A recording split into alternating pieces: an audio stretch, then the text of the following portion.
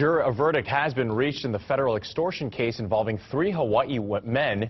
Instead of facing decades behind bars for alleged attacks and violent intimidation, the men are all free this evening after the jury found them not guilty. KITV4's Paul Drews has this report, new at 10. They were accused of being a part of the violence behind the shack Waikiki with threats and assaults. But 2 of the 3 men accused say they were the ones who have been hurt.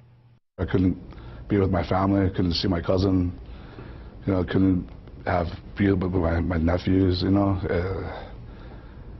we lost everything. 2 years ago, extortion charges were filed against Curtis Swanson, Tori Windward, and Jesse Yoshino.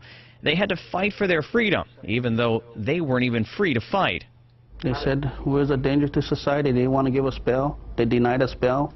Windward worked as the head of security at the shack. He's accused of intimidating other owners to giving up their shares of the business to him.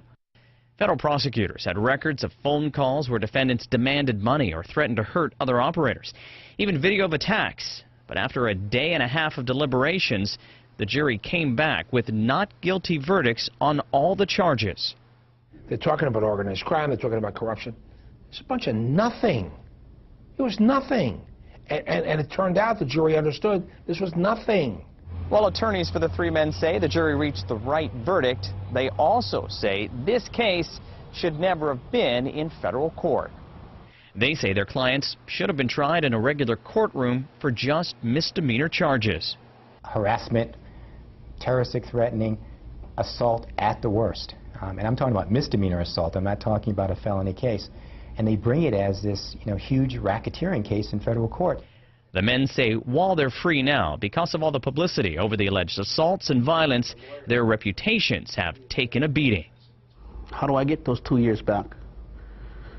How do I get the credibility? How do I get that back? Paul Drews, KITV4 News.